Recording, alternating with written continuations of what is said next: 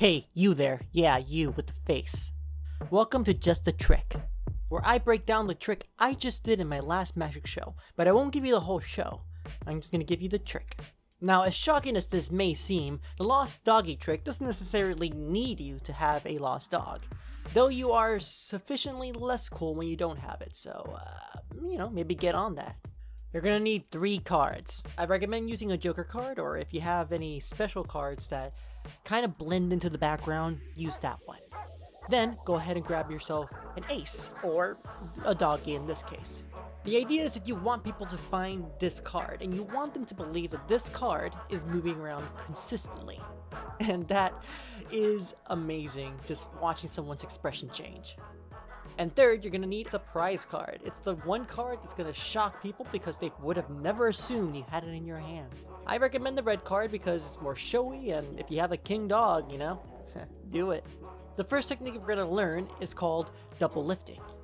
It's essentially the idea of cupping the cards in your hand, and when you slide your thumb over like that, you're wanting to push 2 cards at once. Now, I will admit, this one does take a little bit to master, but once you do, it looks freaking flawless. I recommend being very casual with it. Maybe relax your shoulders, do what you need to. After you've mastered the double lift, you're gonna go ahead and place the cards in this order. You're gonna put your ace at the bottom of the deck. You're gonna put your joker in the middle, and you're going to put your red card or your king on top. Now I know what you're thinking.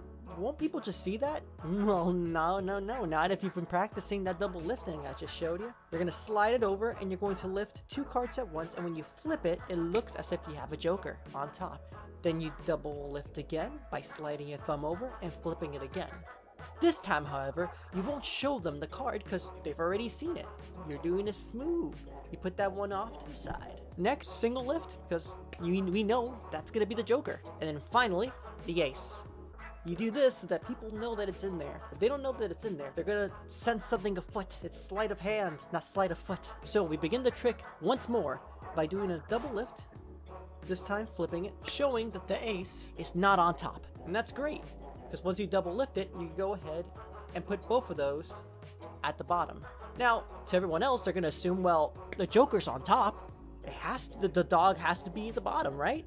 Wrong. Since you double lift it, the joker is at the bottom and the ace is in the center. But that presents a whole new problem, doesn't it?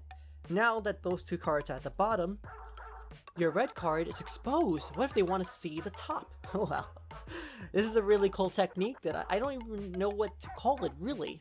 But I've seen it done so many times that I call it double fingered shuffle. And simply what you're going to do is you're going to take your index finger or your pointer finger and you're going to place it on the deck.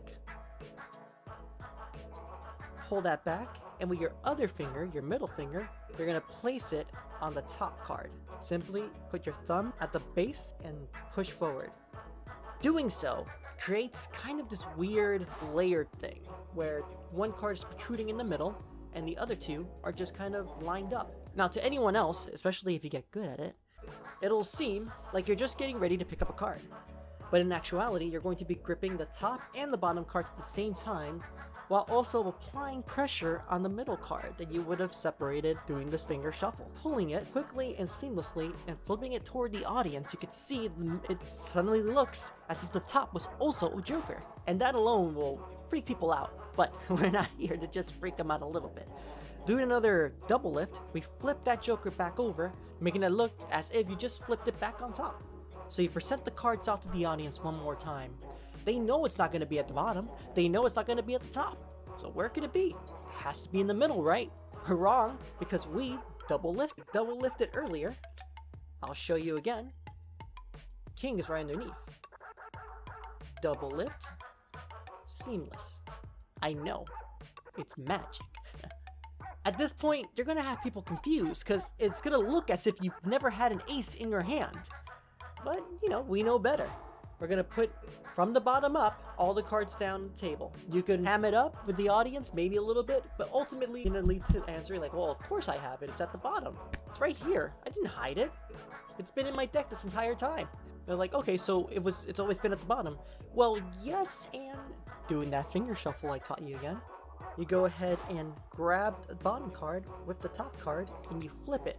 It will look as if the top card suddenly was an ace. So now you have 2 aces? That's crazy. Wrong, the bottom is a joker. So it's gonna look as if you have some magical jumping bean cards, which is just amazing.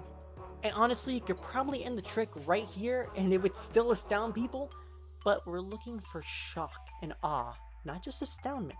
We're magicians, we have a code. Or something, I don't know. Double lifting again will put the ace in the middle. Now, this is the really cool part. The part where you reveal that you had a 3rd card in your hand this entire time. You could come up with any story you want. But again, less cool if you don't have a puppy in it. That's just my opinion. Maybe try a cat deck. Alright, putting the cards down from the top to the bottom this time. Remember, before we did it from the bottom up. We count off the cards, driving home the point that we only had 3 cards in our hands this entire time. Now, you can choose to represent it any way you want, but the payoff is always the same. You're going to show off your joker card, you're going to show off your ace, and then, oh look, you're going to subscribe! Isn't that great?